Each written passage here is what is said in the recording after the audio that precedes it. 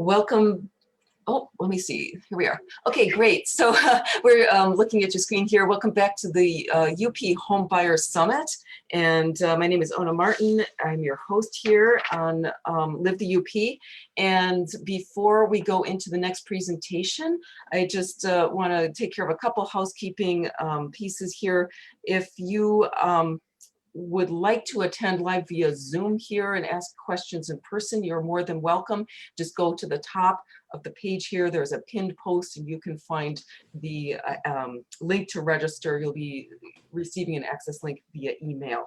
So we really encourage all questions, whether you want to join us here in Zoom or if you want to ask your questions on Facebook, just type your questions below.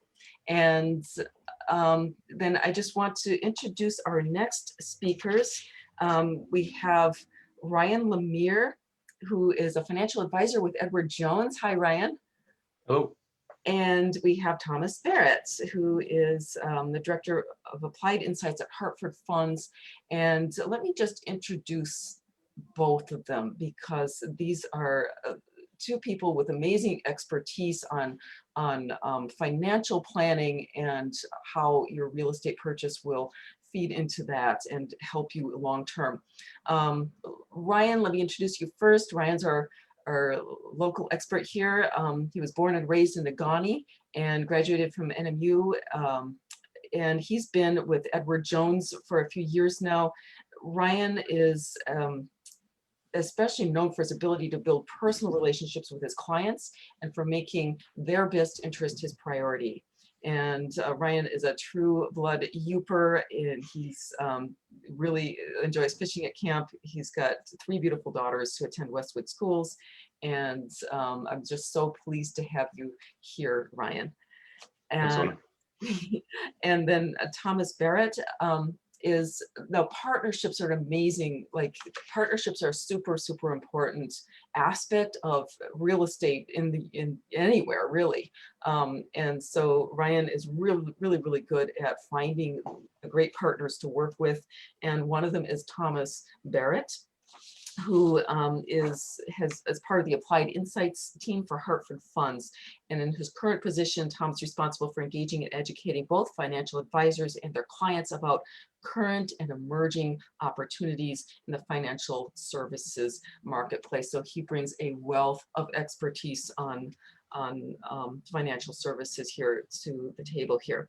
So Tom joins us from Westchester, Pennsylvania, and I am so thrilled to have you here with us as well, Tom. And okay, so the topic today is smart home finance for long-term security, and this is like, we know that financing your home can impact your retirement. It's the most important investment you can make.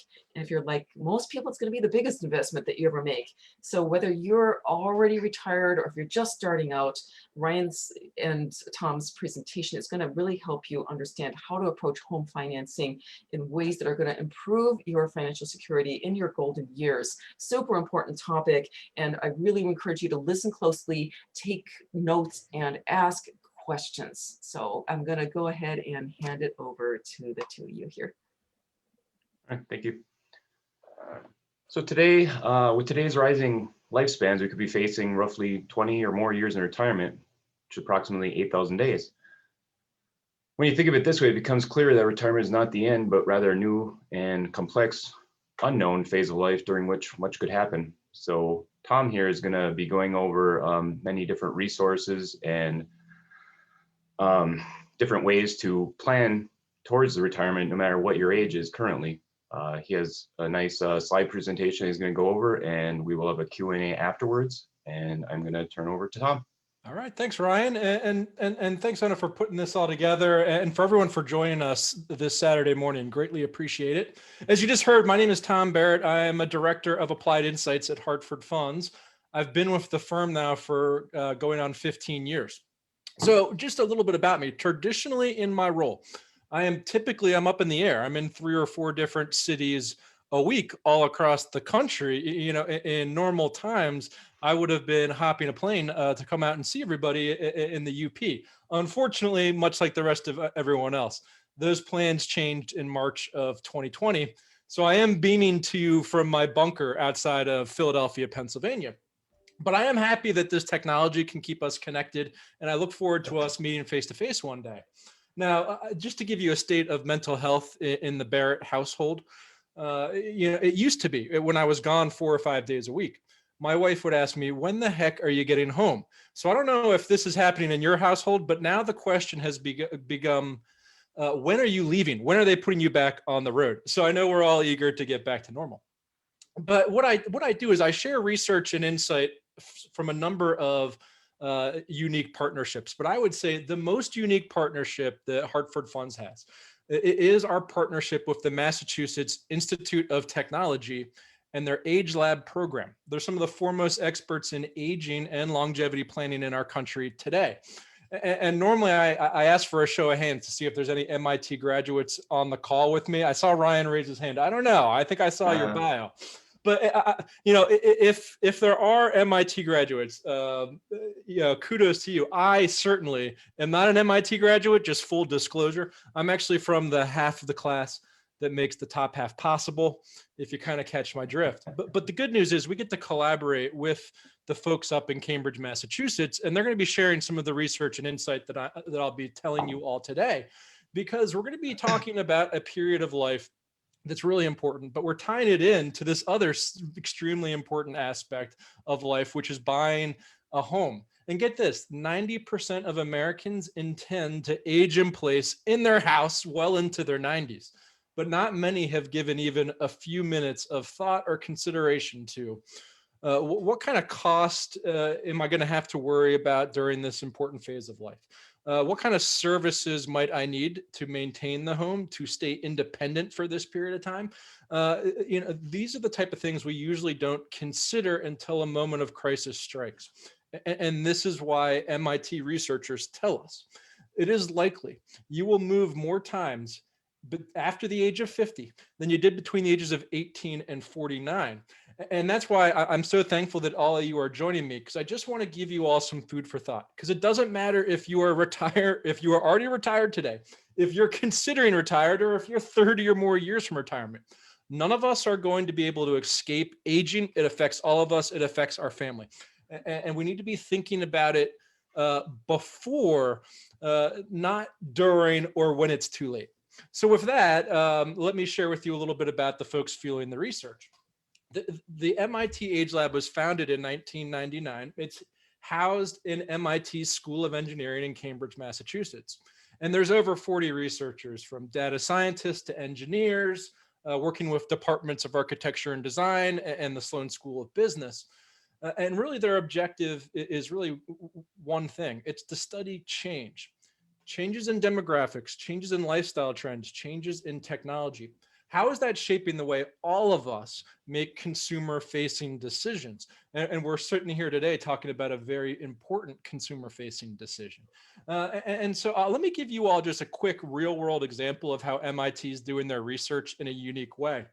Because and maybe with businesses or industries you're familiar with, because you're seeing some folks on the screen right now, and they're wearing these goofy-looking jumpsuits. And that jumpsuit has a name. Its name is Agnes. So get this, at MIT, they love acronyms. Everything's an acronym. So Agnes stands for Age, Gain, Now, Empathy System. And you might catch that key word in there. It's empathy. Do you understand how it is that I feel? That is critically important for all of us. So the way it works is you can see these yellow straps, and there's weights that are hard to see in the arms and the legs, and it reduces your mobility. You can barely move your limbs. And then you put on this neck brace and you can barely turn your head. And then all of a sudden you're putting on weighted gloves that simulate arthritis. I don't know if this is sounding fun to anyone yet, but we finally will put on some goggles that simulate a number of degenerative eye conditions. And I can take anyone on the line today and put you in the Agnes suit and make you feel like you're 85, 90, 95, 100 years old. So just imagine for a moment, you have 19 steps to get to that second floor bedroom at that house that you're looking at right now. And that's not a problem. But how does that feel when you're 85 or 90 or 95? Right? Remember, the empathy component's really important. It can actually fuel innovation. And we'll talk in a moment about some of these innovative resources that can help us in the home, things we need to consider. But just as a real world application, CVS, if you have not shopped at a CVS pharmacy in the last couple of years, let me tell you, things have changed there dramatically from a design standpoint. And MIT had worked with CVS because CVS concluded, you know what, our consumer base, they are aging. We need to do something about that. So MIT comes in, they put all of the leadership team in the Agnes suit, have them shop at their own pharmacy. And they found it to be very frustrating. They could barely get around the store. So next time you walk in, you all have insider knowledge as to why they have made the design element changes they've made. And the point I'm getting to with this story is these type of design element changes are important in commercial locations, but we need to be thinking about design in our own home for the future. But so it used to be endless aisles, front to back of the store that never ended. That has all been changed. They've broken them up into a series of islands. It's now easier to navigate the store. The height of the shelves has changed significantly. I don't have to reach up as high to grab an item. I don't have to bend down as low. They've reimagined where all the products are placed throughout the store. Why is somebody in their accelerated 80s having to walk to the back to constantly get something they need? All of this was reconfigured. Even the lighting at a CVS pharmacy has changed as a result of this study. So just some fun kind of a story there to connect you all. But let's talk about where we are today. And we're thinking about home buying, and we're also thinking about home buying during a pandemic. So, you know, there is something interesting that happens in our brain when we are very stressed and anxious. And I'm here to tell you, I bought a home in October of 2020. It can produce onset stress and anxiety. I'll just warn everyone. And this is the chemical effect that's taking place in our brain when we are stressed out. Hormones start coursing through our brain, and they actually can start blocking our higher functioning mind. The area of our brain responsible for reasoning, wisdom, logic, it can draw a blank. And I'm just here to tell you all to take a breath, because when we get embroiled in these crises, we stop thinking about these long-term objectives that I'm going to be sharing today. And so having that emotional coach, all the professionals that you're hearing from today, working like with a financial professional like Ryan, with such a big purchase, working with real estate professionals like Frida, or you'll be hearing from more. It's so important for helping us when that reptilian mind is interfering with our higher functioning brain. But here's the bottom line. The MIT Age Lab says, now that we have learned how to live longer, which is something we've really been trying to accomplish since we could walk, we don't know what to do with all of that additional time. In fact, MIT says we need to prepare for a series of 4 8,000-day segments of our life. And by the way, as Ryan mentioned, 8,000 days is around 22 years a piece. Now we're here sitting talking probably about getting a mortgage for 30 years. I mean, we're talking about nearly a phase of a fourth of our entire life we're preparing for. And we know the roadmap for most of our life, from the time we're born to the time we graduate from college or university, this learning phase, around 22 years.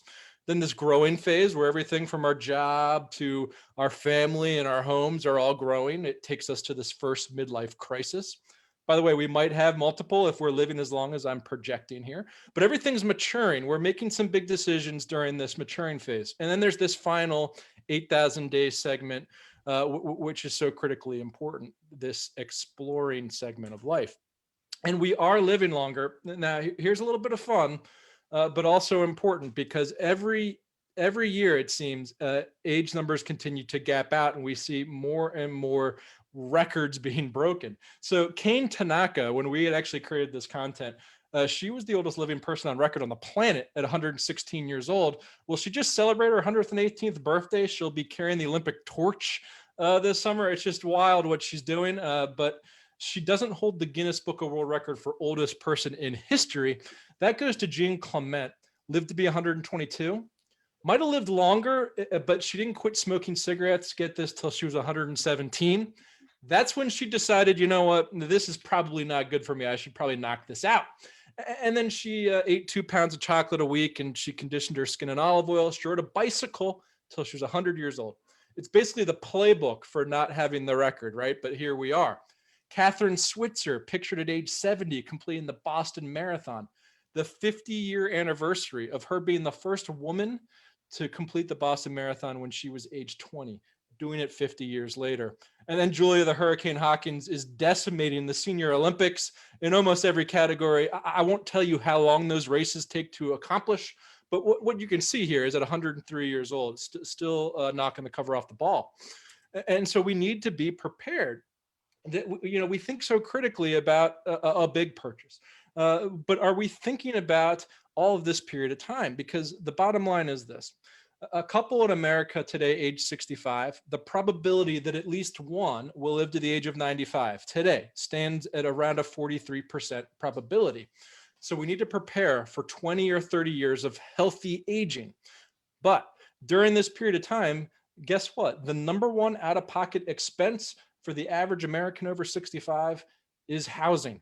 And I'm saying out-of-pocket expense. I'm not talking about your mortgage. This is separate. So around 30 or more percent of our out-of-pocket monthly expenditures on an annual basis will come from housing. So we need to be thinking critically about maintaining that property. Frida mentioned that you want to go out and buy an 80-acre property. And there sounded like there's a lot of infrastructure to worry about, and all that I could go through my mind is, how am I maintaining that if I plan to retire in some rural place that doesn't have a lot of connected resources, and do I have the skill, the will, the time, and the money to do so? But we need to be prepared for that. Transportation, by the way, is our number 2 out-of-pocket expense after the age of 65. So it's another thing, when we think about our location, for one, it might be harder and harder to access goods and services. We might have to eventually hang up the car keys. It is one of the reasons why we are seeing this influx of an aging population moving towards college communities. And it sounds like you all are near a college community. And the reason why that is so important is because the infrastructure is in place, the transportation is in place, arts and culture and entertainment are in place, and typically some of the best healthcare systems around. So yes, location is something important. We need to factor that in, and it does play into the financial component. But this is the traditional retirement story that you also need to consider when we're thinking about where we want to live until our 90s. Because our parents and grandparents told us that we're going to retire at 60 or 65.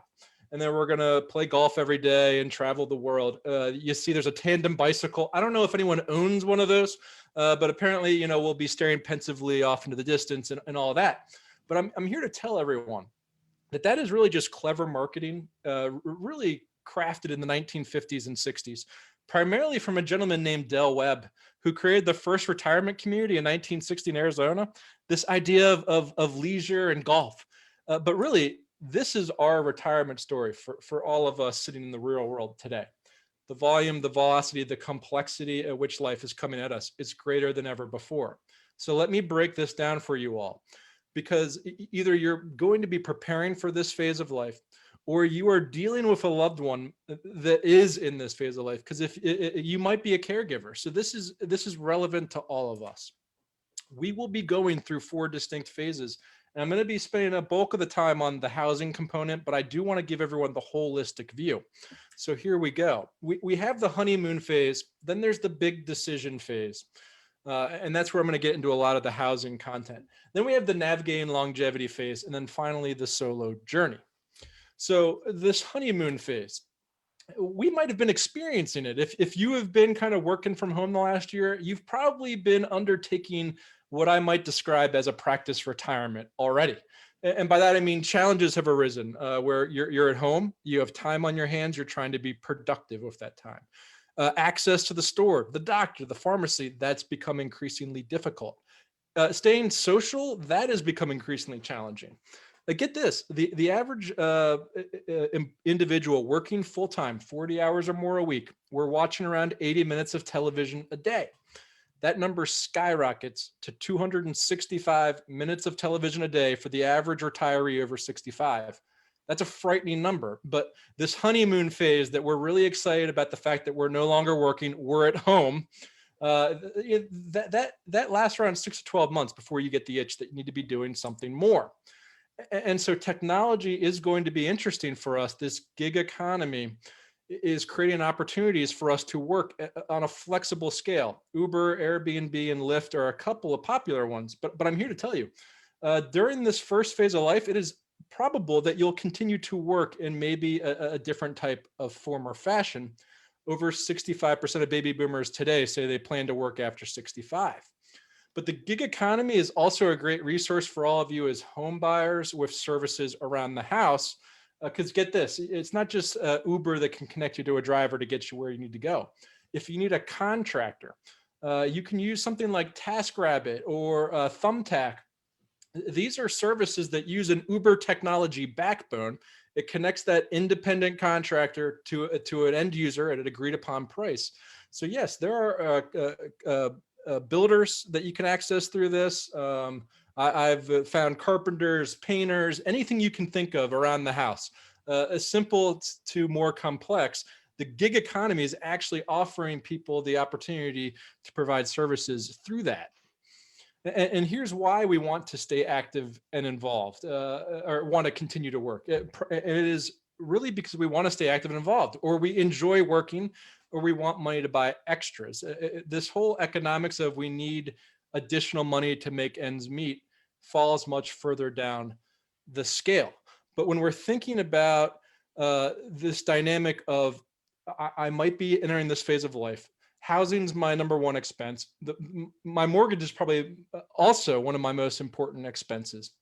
The question is, when I'm thinking about what I can afford, we do have to factor in how much longer I need to work and how comfortable I will be, because there's another dynamic that's been shifting.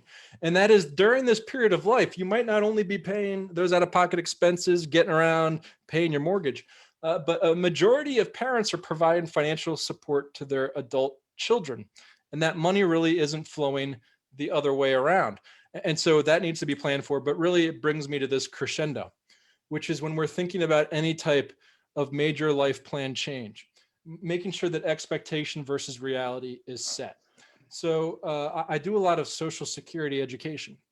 And the Social Security Administration tells us this: if you want to maintain your standard of living that you have while you're working full time, you need to be able to supplement at least 75% of the income you are currently earning through retirement income sources.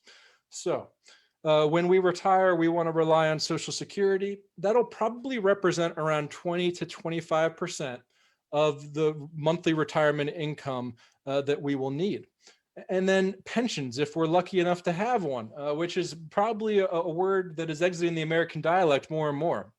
But that'll represent around 20% of the monthly retirement income that we'll need. The rest of that onus is on us, funded through 401ks, funded through stocks and bonds, various investments, making sure that once we do eventually end work, that all of those dollars and cents add up, that I can continue to support my way of life, my house, and all of the services and modifications I might need in the future. That's when we can start thinking about phase two, which is this big decision phase. And you can see here, one of the biggest decisions is, where will you live? So I mentioned to you all, it's likely we might move more times during this phase of life. And here are some of the questions. And every winter I'm in Pennsylvania, I ask myself, why do I live here? Because it's freezing cold. Maybe we want to move to a warmer climate. Or maybe your children who are caregivers are geographically dispersed throughout the country, and we got to get closer to them. I mentioned city versus suburbs earlier. Do we want to think about assisted living, retirement care, and the list goes on here. But as you can see, there's lots of big questions we need to ask ourselves. It leads me to this. MIT developed 3 simple questions they believe anyone over the age of 45 should be asking of themselves or of a loved one. And it can be predictive of a future quality of life for all of us. And by the way, I'm here to tell you these questions were created by rocket scientists. So when you see them and you are underwhelmed, there's a method to the madness. So here we go. Who will change my light bulbs? How will I get an ice cream cone? Who will I have lunch with? These are the important questions. Who will change my light bulbs? This is the aging in place component I promised I was going to get to. So let me ask everyone a kind of a gotcha question. But does anyone know what the average width of a wheelchair is? And you know what? The answer is, I don't expect you to know. And that's fine, because this is not just one of those things we don't consider until, God forbid, maybe we need to utilize one. Well, the answer is 32 inches.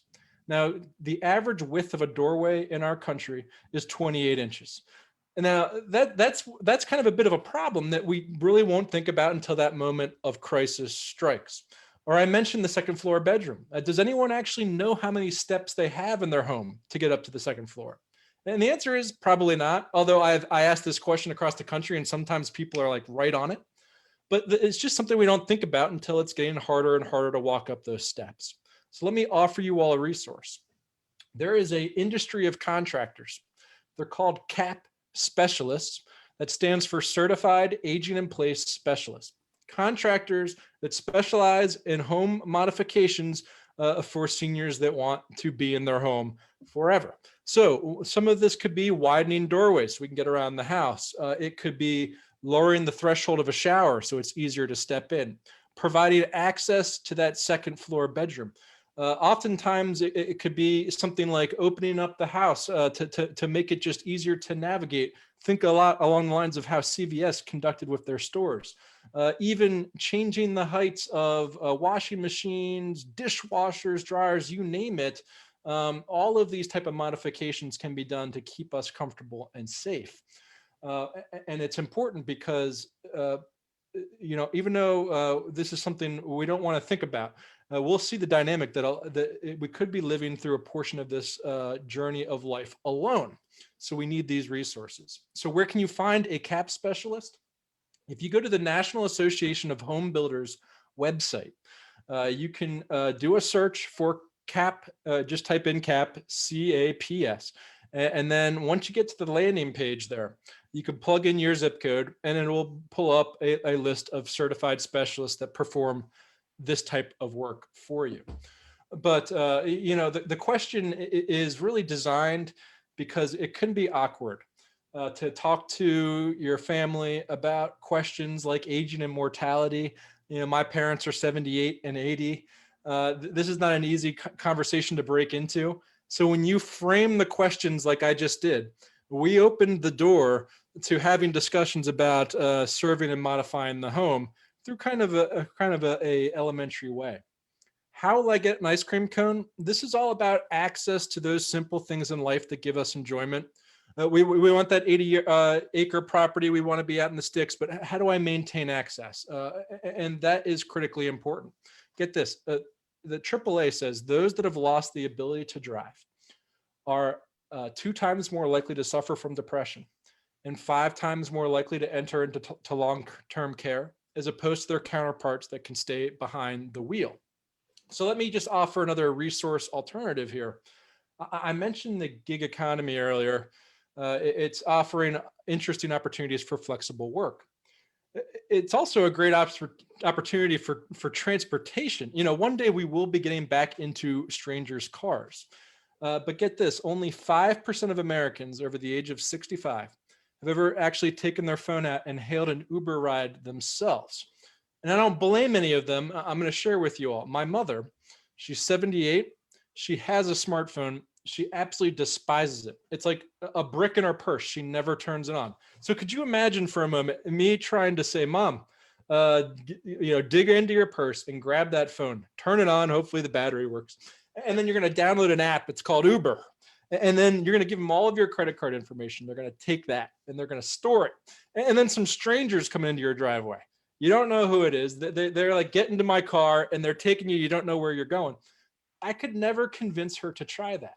However, I know, particularly because, by the way, I should mention, my parents live in California. I live in Pennsylvania. I can't drive them around. I constantly worry about their ability as they're sitting there in their home, stubborn as all get out. That if one day they can't get in the car, what did they do? What's the change? So what I had to do was excite and delight my mom by showing her how it works. All of the stuff that I'm about to share with you in the next couple of slides, maybe you think you're already a black belt with it, and that's incredible because that means that you can kind of pay it forward to somebody that might not be as comfortable.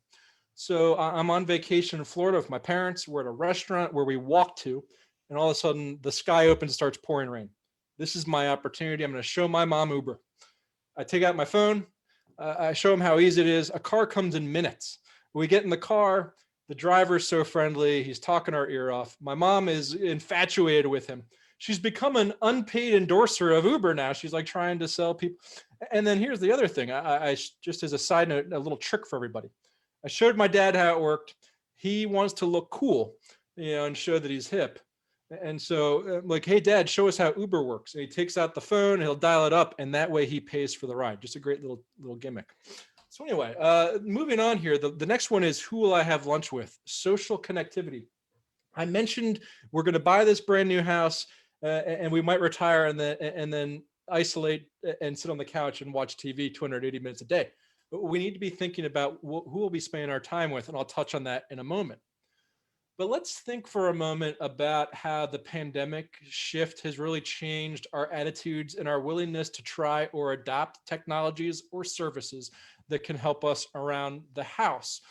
So I just mentioned something like showing my mom how to get in an Uber ride to get to the store. But what about getting the store to her front door? Grocery delivery kits, meal prep, like Instacart, HelloFresh, Peapod. And I'll touch a little bit more on those. But what's interesting to note is that it really doesn't matter what demographic you fall into. As a result of the pandemic, really across the ages here, we have all been more willing to adopt, at least try, some of these technologies that can help us around the house. One that I'm using, I'm the chef in the house. I do all of the cooking. And I mentioned stress and anxiety. There is not a lot more stressful than coming up with 7 unique menu items a week for dinner. So that gets me very anxious. I tried a service called HelloFresh. It's a meal delivery service. And by the way, there's only 2 of us in this house. That's also very difficult to cook for. So HelloFresh sends us all the ingredients to prepare a meal for 2. I do all of the cooking, but everything is in the box except for the salt and the butter and the oil. And just think, that has not only been helpful to me just in terms of getting meals planned throughout the week, or I'm thinking about my parents that might benefit from having meals delivered to their doorstep, or we just saw how hard it is when crisis strikes to get everything that we need. And so here I'm going to offer everyone another idea to excite and delight somebody you know. If you know somebody that could benefit from either knowing about how to have groceries delivered to their doorstep, or have all of the ingredients they need to cook, maybe send them a gift subscription or a trial. Because the reason why this ties into our discussion today is this could be the difference between us staying in that home that we had purchased and want to live in forever, or having to think about alternatives like assisted living or long-term care. Can we continue to cook to ourselves? Can we continue to get to the store? These are going to be the factors that are very important. And then not only that, in terms of just goods and services and food, but technology around the house. We have been more and more open to adopting that since really we've been spending more and more time than ever around the house. So as you take a look here, I'm showing everyone a snapshot of perceptions. And this was demographic agnostic. So have you purchased a technology or service for your home as a response to the COVID-19 pandemic? What you're seeing is, a lot of people that maybe hadn't thought or been willing to adopt some of these technologies before have been interested in looking into it now. And there's so much that can help us around the house. Right now, right from our phones, we can manipulate so many things, from our lighting to the thermostat. Now the washer and dryer can be on Wi-Fi. There are Wi-Fi coffee makers. I mean, you name it, just to name a few. But I'm going to take everyone to probably my favorite slide here. I'll call this name that device. And chances are you all might have seen this or have something like this in your home. So the bottom left is something that people are pretty familiar with. That's the Roomba vacuum cleaner, the autonomous vacuum, by the way, developed by scientists at MIT. Quick little plug there. But that can actually help us keep the house maintained. But I'm going to take it a step further, because to the right of that, That's the Husqvarna solar power lawnmower. That bad boy can cut half an acre of grass on one solar charge. Hopefully it's avoiding small children and pets along the way. But just imagine for a moment, you've been spending the last 30 years maintaining the property of your home, and then that becomes more difficult or maybe even impossible. This becomes the moment of crisis that maybe we don't think hard enough about. Can I afford the services that I might need to maintain the property if I can no longer do it myself? Imagine a device like this that could actually make the difference between I can just set it, it's the Roomba from my yard, that could make the difference. Or get this, there's a seal at the top right. I won't spend too much time on that. That's actually a therapeutic robotic doll for those with dementia and the like. But to the left of that is really cool. This is the Roomba of window cleaners. This is the autonomous window cleaner. I'm only 38. I don't want to clean my own windows, let alone when I'm into my accelerated ages. So that's just another really cool device. The top left, the Amazon Alexa smart speaker. So what does that do with my home? You know, that just plays music. And yes, it's a speaker you can talk to and you say, hey, what's the weather? What's the news? Play Frank Sinatra. And that's fine. But actually, if you went to Amazon and looked at the top rated review for this product, it's a husband and a wife, and the wife's rating the review. And the husband has to utilize a wheelchair. And she is describing in this review how much it's changed his life, because he is able now to control so many things in the house that he had difficulty manipulating. He can now do through voice control. In the review, what caught my attention was she said, for many people, this is a neat novelty. For my husband, it's a lifeline. Not only that, but Amazon has now included some kind of life protection features into the Amazon hub. You can call for emergency services. You can connect to other contacts. Caregivers can check in through this speaker. There's some really cool things taking place with that smart speaker that are beyond just playing music. But we're going to move on to this navigating longevity phase, folks, because this third phase is going to really be marked by some of these big decisions have subsided. And we're going to move into this area of health and well-being. And that becomes an increasing concern because, you know, from our perspective in financial services, what we see typically is the number one concern is money through most of your life. And that's understandable. But you can see that sentiment shifts. Once we reach 65 plus, it is no longer money, and it's no longer, you know, about work and all that. It's about my health, and then money's number two. And then 75 plus, it's health, and then it's cognitive function that dominate our concern. Because what happens is these issues start simple, like is somebody checking mom and dad's mail? You know, this is not a bill, this is not a bill, this is not a bill, this is, are we making sure that's covered? To a tree falls in front of our yard and who's taking care of that? And then this list just starts to expand. And just take a look here, the average caregiver responsibilities. So we're trying to manage through life, work, family, home buying, and then the average caregiver in our country is 45 to 50 years old, is female, is working full-time, and is the oldest daughter of the household. I'm not here to tell you that's right by any means. That's just the way that we perceive it to be. And so what does that mean? This is just another dynamic we need to consider when we're thinking about our finances. If you're a caregiver, you are on average spending around $7,000 a year out of pocket on caring for your loved ones. It also might force us to retire early. As many people know, if you get the call that you need to step up and care for those that are important to you, you take that call. And as a result, it can affect retirement earnings, it can affect Social Security potential, and just look at the stress and anxiety it can cause. Help to shop and buy groceries, we talked about that. Preparing meals, cleaning a house. Then it gets a little bit more complex. Daily living, like getting dressed, bathing, administering medications. So one thing I'll share with everybody is we had put together a great workbook of resources, a lot of them around technologies in the house. I couldn't touch on all of them, but you saw some of them there. All of these resources here to solve for these caregiving responsibilities as well. We have resources for grocery delivery. We have resources for laundry delivery. There's actually a Uber technology. It's called Honor, and it works very much like these type of gig economies. It will connect a caregiving contractor to a end user that needs help with such as dressing or bathing, medication and such, at an agreed upon price, and can be in-home caregiving. So anyway, Ryan, if you do connect with him after this, I'm going to provide him with a copy, PDF of that workbook.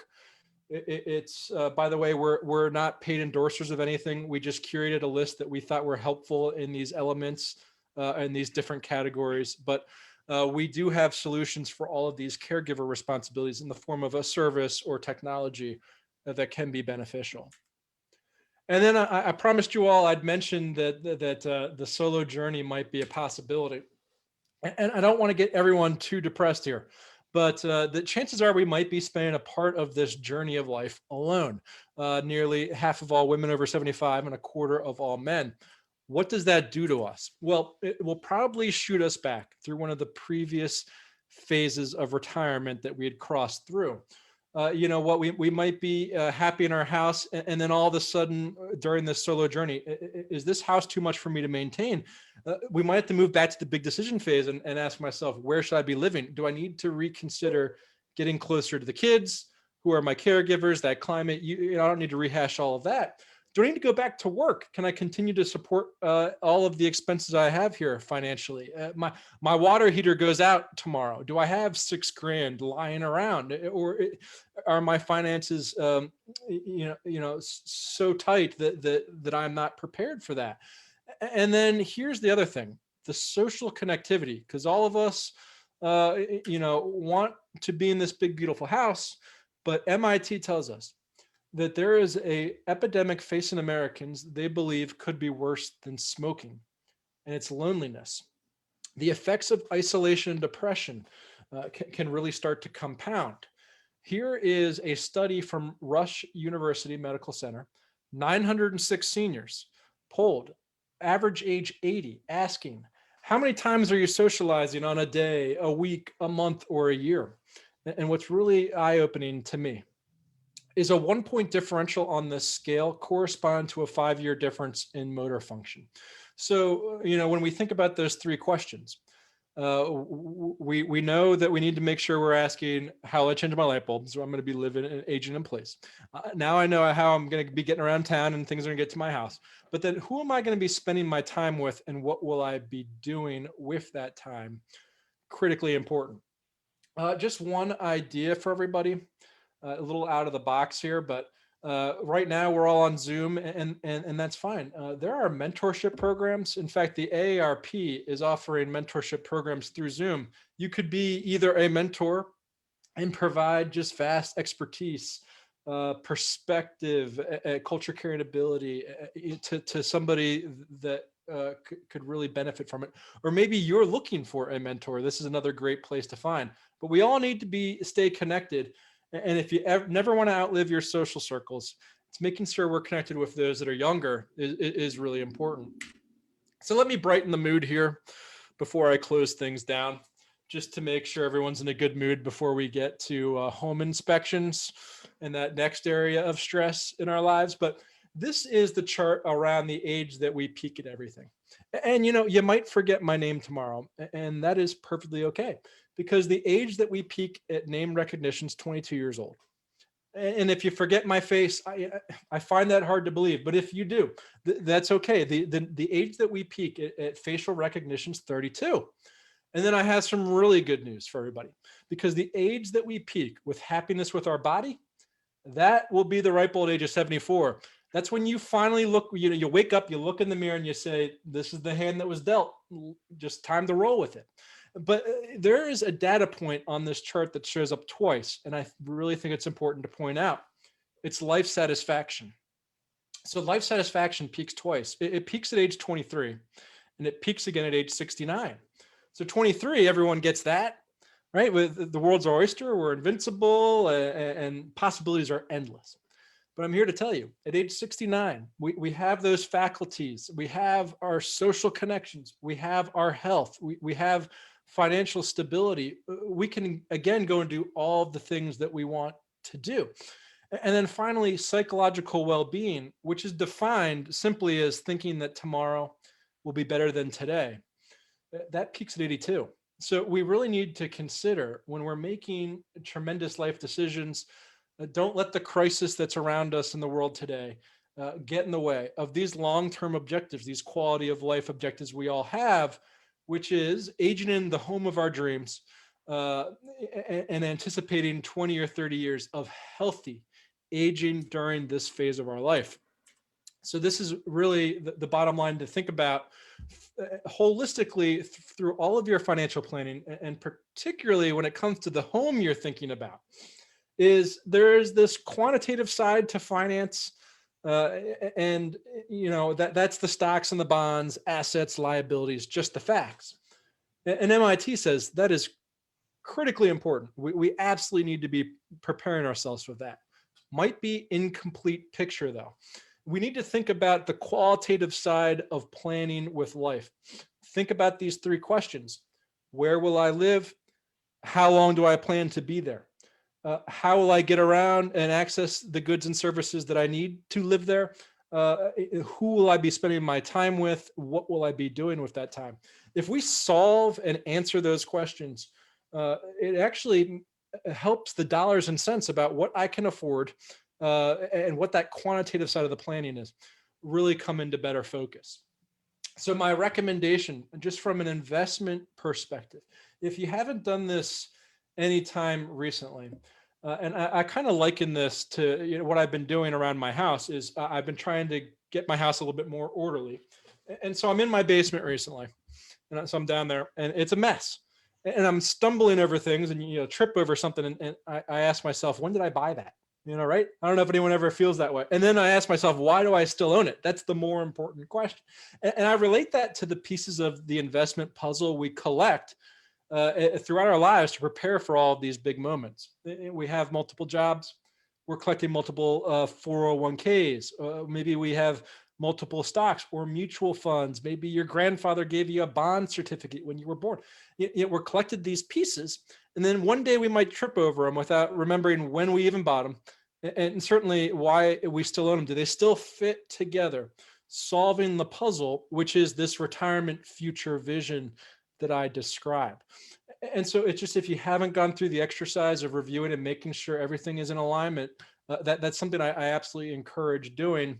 And I know that Ryan is somebody that can help you from a planning standpoint from that holistic level.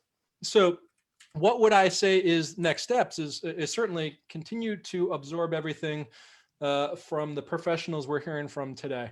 It's just tremendous information. I also just think hearing it helps us to step back and breathe and remember that this can be a trying time. It's also one of the best times of anyone's life. And then thinking about what these next steps are. I certainly mentioned the resource guide that we can get out to you. But if you want to see any of the MIT Age Lab content on aging and longevity planning or household resources, you can go to the Hartford Funds webpage. You do not need to register. You don't need to sign up. There's no fees. It is free. You can go up to Investor Insights, and there's an MIT Age Lab column or tab that has all of our research there. So with that, I'm going to leave you all with a quote that I think is pretty appropriate for the year 2021. Yogi Berra once said that the future ain't what it used to be. And I think at Hartford Funds and Edward Jones, we wholeheartedly agree with that. And that's why we'll continue to bring this type of research and insight to everyone. So I hope you all found this interesting. I know it was a little left of center for the topic of the day, but critically important. So thank you all for your time and attention today. Thank you so much, Thomas. You gave us a lot to chew on, a lot to think about in terms of looking for a home. It really changed my idea of what I'm going to be looking for in my next home. A lot of things that I never ever considered. So that's thank you for that. And I'm wondering, you had a link to that white paper. If you can type that into the chat, and I'll make sure that that goes on to the Facebook chat as well, so that people can access that easily. And I just was wondering, maybe if Ryan can chime in a little bit about kind of how you would approach financing, because it looks like, we may, as we're searching for a home, you may need to think about things more than just the price of the home. You're bringing up all sorts of things that most people never even factor in. And Ryan, how do you approach different people in different stages of life? And this will be, maybe we've got about 5 minutes. And in the meantime, if you have questions, type them into that chat, whichever platform you're on, because I think that's important to have those answered. But Ryan, if you could just real quick address, somebody who's already in retirement versus somebody who's maybe in middle life versus somebody who's just starting out. What are maybe some of the things, what are some of the things that they need to think about in terms of really preparing for this phase of life? Okay, I'll start with basically people that are getting a first home. A lot of my clients are in that area of age, and it's one of the first questions I ask when we start talking about money is, you don't jump right into investments. You go, I start with debt and liabilities, and I want to know what their snapshot is before I can try to help them. So right now, what's your finance rate? That's probably the second or third question, and I've recommended to 75% at least to refinance. It's just pushing them into doing that, and it's always going to be beneficial. It's going to create more of a pipeline of money down the road for you. It's going to save you money short term, long term, might decrease the amount of debt you're going to have. Instead of 30 years, you can go to 15 by increasing it because of the way interest rates are so low. People need just to be, clients just need to be directed to do that. It's an easy thing to do. It's just something you gotta kind of push them and give them kind of the foresight to understand why they're doing it and how it's going to affect their future. And then towards retirement, I see a lot of the times, a lot of my clients are looking a lot of like what Tom was saying. You're looking at either doing half the time here, half the time in Arizona or Florida, selling a home to go to a smaller home, consolidating. There's so many various things that you could be looking at that point. I like to, again, get a snapshot of who I'm dealing with, because everyone's going to be different. Obviously, some people are better off financially, obviously, in retirement than others. So not everything is going to be suitable. It's going to be by person, obviously. But a lot of times, if they're selling a home and consolidating or downsizing, then we talk about how I'm going to put that money to work to let them live the lifestyle they want to live in retirement. Getting a smaller home, getting one, like Tom said, that's much more accessible. Actually, Tom, when you said about the wheelchair size, I looked over at the door frame. My answer would have been smaller than door frame, whatever size that is. But it's funny that you said it is actually less. But it varies person to person. I've given advice to people that are just starting out careers, just getting their first home, and that's a lot different conversation than someone who's coming into their 60s, 65, 70, and they have a house and maybe a cottage or a camp, and they want to go to one, or they want to have a place in Arizona or a place in Florida and a place here or a place by their kids. And that's another thing too to consider, is where your children are going to end up. That's something. I have 3 girls. I don't know where they're going to end up, and that's going to be a big factor in where I am in retirement as well. And every client would be in a similar situation, and I always ask that as well. How close are you with your children, if you have any? And do you think that you'd want to be around them when it's grandchild time? And that's something a lot of people don't consider. So it's always a good conversation, and most of the time it kind of steers us. But that's the nice thing, though, is with any plan or anything that we do, we can always change it. We lay out the foundation, and that's why I communicate with clients and see what they're up to, and any life changes, and we adapt as we have to, as needed, to make them, meet their financial futures and goals. Nice, thank you. Mickey Wood on Facebook here she's, and I don't know if this is something that you can address, but she's wondering about credit union financing versus financing through a bank. Any insight on that?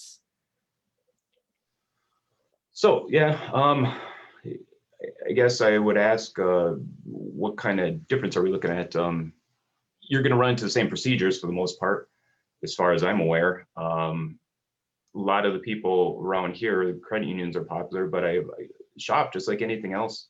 Just make a call, tell them what you're looking for, what you were comfortable with payment wise, and look for interest rates. I mean, there's gonna be all kinds of, and ask for, you know, what the fees are gonna be. How long is the biggest thing right now. They're so backed up. So if you're thinking about it, start the process now. You're not tied in, but at least make that phone call and get it going, because they are so backed up. In getting an appraisal, you have to get an appraisal on your house, which is also difficult to do right now because so many people are doing it because interest rates are so low. That being said, I don't know where, was it Mickey? Did you say, Ona? Mickey, yeah. Yeah, Mickey, I don't know where you're located, but there are many professionals at all these places that are more than willing to answer questions and help you out. So just, you know, pick 2 credit unions and 2 banks, your favorites, or whatever people have recommended to you, or contact me. I can give you some names too. I recommend, you know, certain people all the time, and they will help you out. They'll answer your questions. They will let you know what the process is, and processes are pretty similar, but the difference you're going to find is maybe how long the lag time is would be my biggest thing. Is, you know, we're backed up 6 months. We're backed up, you know, and then who they're working with on appraisals as well, and that's going to be a big component of it also. Okay. And Hope I that might answered your question. piggyback off Ryan's comment, just Thanks, to Tom. stress what he said is so true about shopping, because as long as it's a reputable institution, I wouldn't be too concerned about it being a credit union versus a bank, because the bottom line is, chances are you might go ahead and get this mortgage originated at either location, and then they might repackage that and sell it to somebody else. So you might have bought this mortgage at the credit union, and 2 years later, the credit union doesn't even own it anymore. So what's most important is that you found the best rate with the best fees at a reputable place. And just like everything else, that does mean we have to do window shopping to find it. But yeah, that's Good question though. Thanks, Mickey. Yeah, thanks. Thank you so Thanks, much. Tom. I would love to have you on longer because I've got more questions, but we're running into the top of the hour. So before we leave, do you want to share how people can reach you? If they want to, if they've got more questions or want to just talk to you about, you know. Sure. I'll put in the chat. I'll put in my my work email, and then also I'm local in Ishpeming, 906-485-6385. I'm in the office right now. Otherwise, leave a voicemail. I'll get a hold of you. Yeah, if you could put that number and your email address or whatever contact information in the chat, and I'll make sure it gets over to Facebook. And so thank you again, both of you, Thomas and Ryan. It's been a pleasure having you on. And then for everybody else, stay tuned, because in just a few minutes we're going to come on again with our event sponsor, Richard Beasley of UP Home Inspection, and he's going to be sharing the telltale signs of how to tell if a home is worth the price tag. So that's coming up in just a couple minutes. And then don't forget, at 3 o'clock we have our home buyers Q&A panel. And I don't know, Ryan, if you are available at 3, if you'll be on that, but you know, that will be a place that you can get all your questions, no matter what it is about buying or selling a home, answered by our local experts here in the UP. Okay. So, all right, thank you. Great, thank you, Ryan. And we will just I guess stay tuned for next time, and thanks so much for coming in and sharing. Thank you. All right.